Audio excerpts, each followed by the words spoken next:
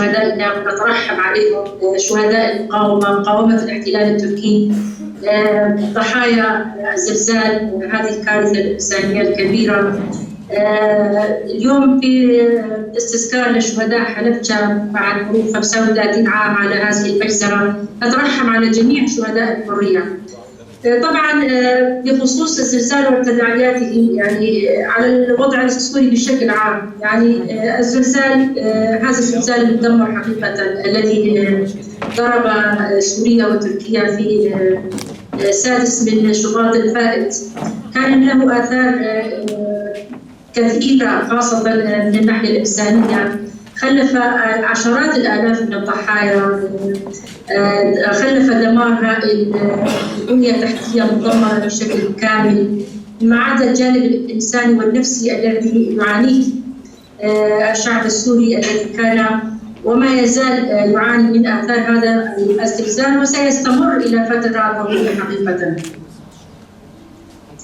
يعني هذا الزلزال يعني كان كبير جدا، يعني حقيقة آثاره كانت كبيرة، فبالتالي الجهود يجب أن تكون جماعية من أجل أن نستطيع أن نخفف من الآثار التي وقعت، أيضا أن تكون لدينا علاقات كبيرة حتى نستطيع إزالة العقبات التي ما زالت إلى الآن التي تحول دون وصول المساعدات الإنسانية لهذه المناطق.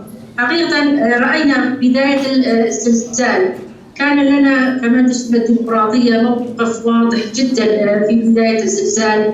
نحن موقفنا كان منذ البداية عدم تسييس هذه الكارثة الإنسانية، ترك الخلافات السياسية جانبا، بذل كل الجهود من أجل إيصال المساعدات الإنسانية إلى هذه المناطق المنكوبة، وبالتالي كان هذا موقف إيجابي من مجلس الديمقراطية. بعد المنصرم جاءت كارثة الزلزال لتزيد من آلام ومعاناة سكان المنطقة، حيث ضربت هزة أرضية محافظة كهرمان مرعش التركية بقوة 7.8، والتي كانت من نتائجها ولقربها من الحدود السورية إحداث دمار في ناحية جنديرس التابعة لمنطقة عفرين وإعلانها مدينة منكوبة، حيث دمر 300 منزل بشكل كامل وتضرر 1100 منزل وأصبح غير قابل للسكن.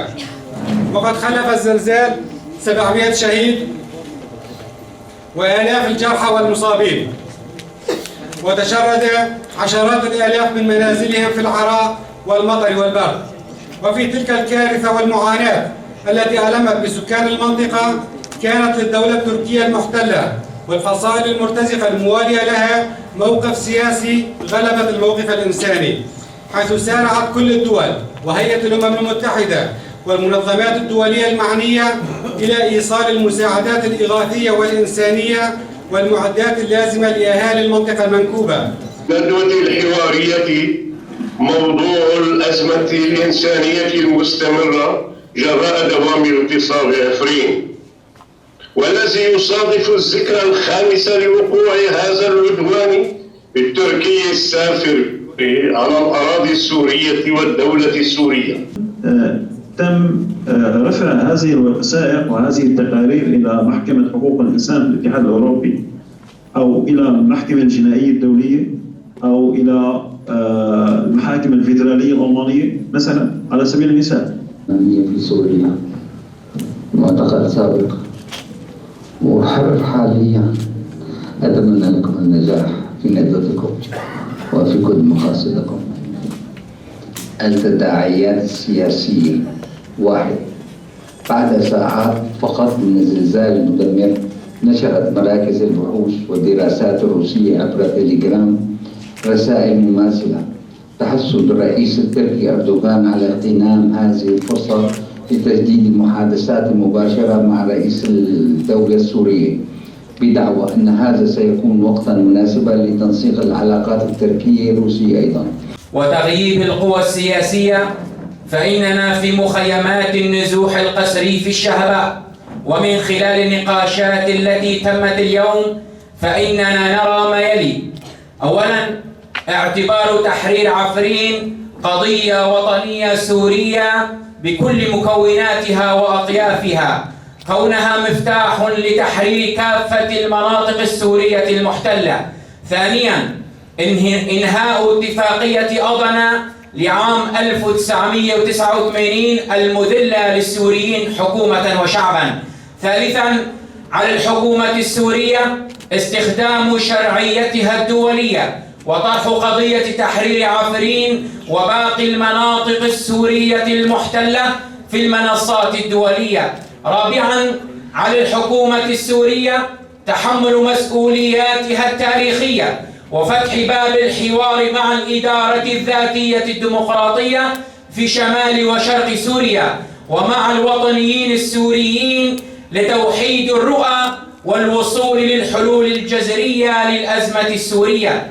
خامسا، إن الدول التي ساندت الاحتلال التركي وصمتت أمام الانتهاكات مراجعة سياساتها ومواقفها للحفاظ على جغرافية سوريا. سادسا، على المنظمات الإنسانية والحقوقية تحريك ما تم توثيقه من انتهاكات والتغيير الديموغرافي داخل عفرين واتخاذ الإجراءات اللازمة بحق مرتكبيها لأنها جرائم ضد الإنسانية. سابعا، أن تأخذ الدول الساعية لحل الأزمة أخذ الحصار المفروض على الشهباء وعلى حيي الشيخ مقصود والأشرفية من قبل الحكومة السورية بعين الاعتبار لردع سياسة التجويع وإفراغ المنطقة. ثامنا، عدم استثمار الكوارث الطبيعية وتسييسها حسب المصالح وفتح المعابر أمام المساعدات الإنسانية.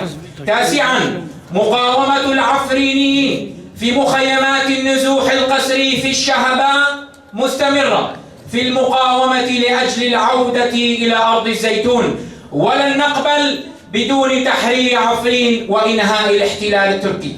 بيجي برخدانا عفرينه، بيجي برخدانا عفرينه، بيجي برخدانا عفرينه، بيجي برخدانا عفرينه، بيجي برخدانا شهبة، بيجي برخدانا شهبة، بيجي برخدانا شيخ مقصود، بيجي برخدانا شيخ مقصود، بيجي برخدانا عفرينه، بيجي برخدانا عفرينه.